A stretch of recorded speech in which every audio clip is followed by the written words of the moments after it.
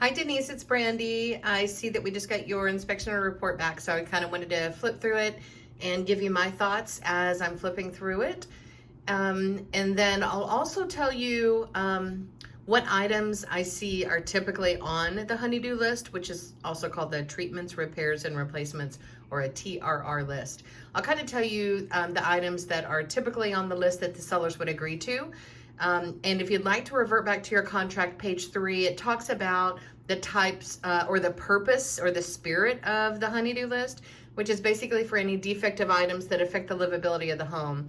So as I'm kind of going through here, I'll tell you this is something that I commonly see on the honeydew list that the seller agrees to, and then I'll tell you this is something that's more cosmetic, doesn't affect the livability, and is not generally agreed to. However, at the end of the day, whatever goes on the honeydew list is 100% up to you. You can ask for things even if they're not reasonable and just let the seller tell you no. However, there's some psychology behind keeping the list to just the pertinent items. Otherwise, you sometimes offend the seller and then they won't agree to do the standard things that they should do. So anyway, let's just go through these. The first one is in regards to the roof. It says that there's blistering, pitted, and delaminating shingles on the roof. It says the roof is pretty bad with blistering, pitting, and delamination spread across the roof surface. In my opinion, the roof is totaled and should be replaced for functionality and insurability. Okay, well then definitely we need to put on the list that we want the seller to contact their insurance agent and go ahead and file a roof claim.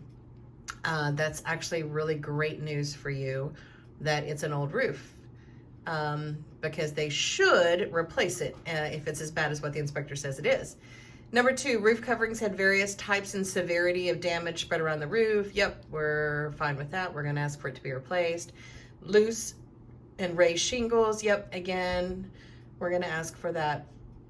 Okay, item 2, guttering in the debris. Okay, so I said it backwards. Debris in the guttering.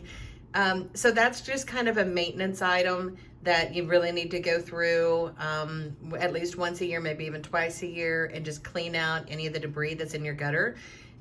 Because the roof is older, the delamination that Brad had referenced means that the little particles of the shingles, of the asphalt shingles, just start to wash away, and they wash down the roof, and they end up hanging out in the guttering and filling up the guttering, which is not good. You want to keep it nice and open so that water can flow freely and get to where the water is supposed to be, which is your downspouts. So while this debris in the gutter does not affect the livability of the home, it's really more of a maintenance item. So that is usually not something that I see the sellers agree to. Okay, the next item, there's a damaged door, exterior door. So it's the garage door to the exterior. It has some damage on the lower edge. It's probably just water damage. It doesn't necessarily affect the livability of the home, so I find that sellers don't usually agree to it. As a matter of fact, you can tell where it's been corrected at one time. It looks like, this looks like Bondo, which is a putty type surface that you can put on wood and that hardens. And it allows, it extends the longevity of wood. It looks like they've done that at one time before, and then it's damaged again. I don't know what your plans are. Really, you should have a steel door going from your garage into your house, not a wood door. So I don't know if your plans were to replace that or not, but again, that doesn't necessarily affect the livability. Okay, the next one, missing handle on the water spigot. Yep, that definitely affects the livability and the functionality of the home. So I would definitely recommend that we ask for that. Non-functional lights, so it's probably just a bulb that's out, but yes, I would definitely ask for that. More non-functional lights. Doorbell not being operational. Yep, I would ask for that as well. Insulation missing. So this is typical. So the line that runs your air conditioning or your conditioned air from the unit into your house is wrapped in, supposed to be wrapped in this, kind of looks like a pool noodle. And when that insulation is missing, then it just makes it really hard for your unit to cool the house. So this is a typical item. It starts to deteriorate after a couple of years. So this is a very common item that's on honeydew list that sellers would generally agree to. Okay, cooling equipment. So our air conditioner is dated back in 1999. That's really old. So this thing is probably nearing the end of its life expectancy. which means that it's probably going to be something that you're going to have to replace soon. Here's the deal when it comes to older mechanics. If it's working fine, then again, the spirit of the honey-do list is for any defective items. So if it's working fine, then we can't really ask. I mean, you can ask for anything, but it isn't typical that the seller would agree to replace something that is working fine, that it's just old. So a lot of times though, what I do in this circumstance is if it's an older mechanic, what I'll do is I'll ask the seller to give you a home warranty. What a home warranty does is it gives you peace of mind for the first 1 year. If anything goes wrong with the house as far as electrical, mechanical, or plumbing, that you can call a 1-800 number, you pay a $100 trades fee, and you can get a local technician to come out and fix it. And if they can't fix it, then you've got a small copay, but it's very minimal. I had a client recently who their entire heat and air system went bad and they had to replace it. It was $5,800, but their portion was only $381. So the copay is pretty small. So we could ask for a home warranty, given that that's so old. That's something we could shoot for. Okay, the return ducts down in the crawl space, they're not insulated. So that needs to be insulated as well. That is absolutely something I would ask for. The vent covers, what's wrong with the vent covers? The vented air from the heater should be mostly hot and dry. Concerns that the hot air is condensing inside the vent pipe and causing heated, moist air and carbon monoxide to vent out as evidenced by corrosion around the vent pipe. Recommended HVAC repairman inspect. Okay, I would definitely say that we should put on our list that a licensed HVAC person should come out and check this out. Okay, so you don't have a drain line. So there's a pressure relief valve that comes off of your water tank. It's supposed to connect right here, and then it goes down. It's a long, like it's not called PVC, it's called CPVC because it's able to withstand higher temperatures. But it's basically just a pipe that connects here and then it goes down to your drain pan. Yours does not have that. So that is definitely something that I would put on the list. It's a safety mechanism in case there's too much pressure inside the tank. Hot water system, again, they mention that the hot water tank is old. Another reason why it would be great if we could get the seller to give you a home warranty, because it would cover the water tank as well. We've got some damaged weather stripping on the garage. Yep, I see that on honey-do list all the time. Door will not close properly. Yep, I would put that on the list as well. Missing strike plate from the garage to inside the home. Yep, I would ask for that as well. A light inoperable. Yep, I would put that on the list. There's a receptacle not working. I would put that on the list. The attic access ladder needs to be shortened to allow it to fully extend for use. Currently it is unstable and most of the stress is on the lower half of the stairs. Oh, yeah. Okay.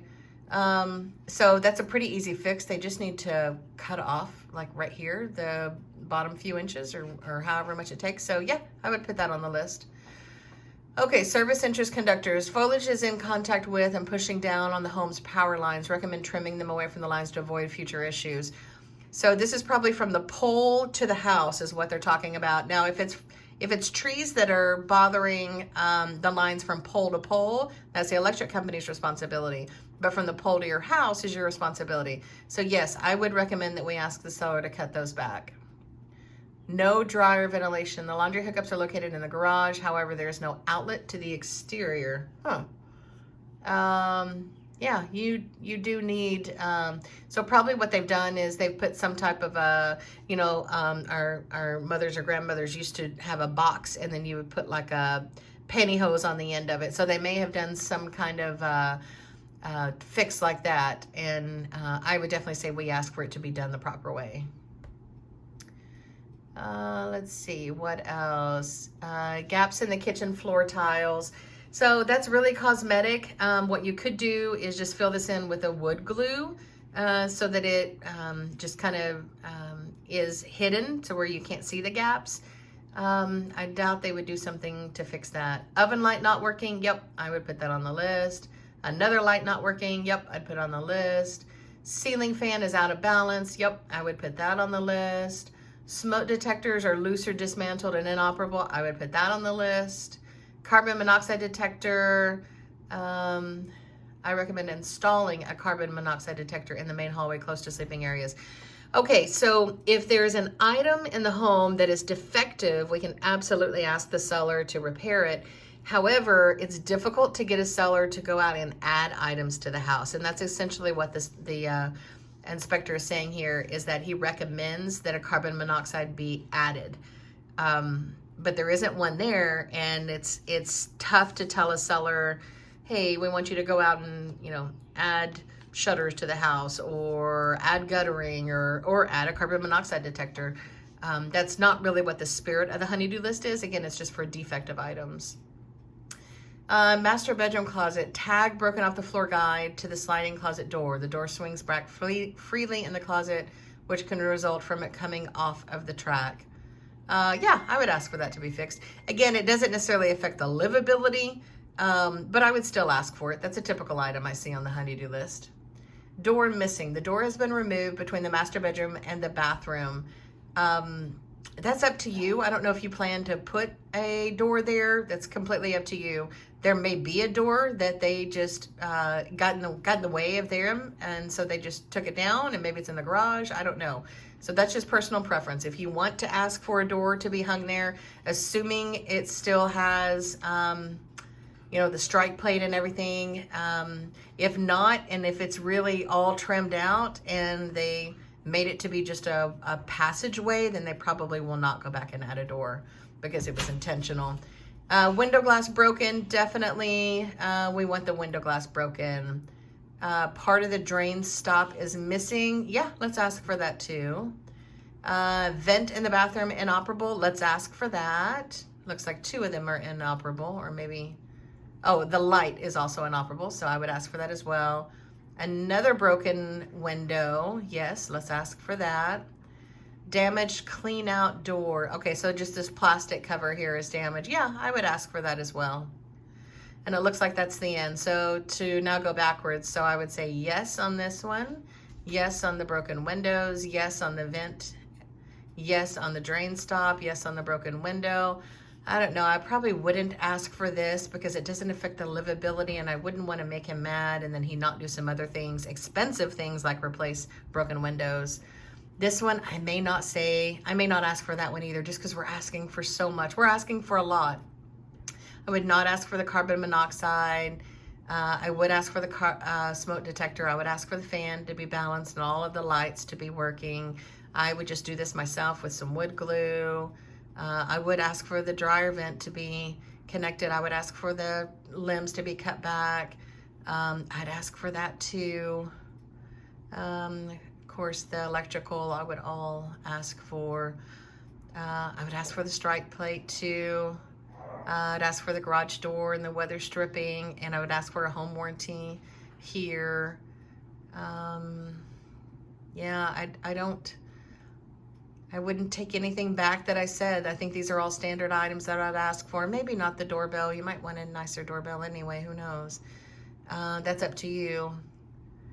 But that is, yeah, that's the most of it. See, the roof itself, he's going to be out.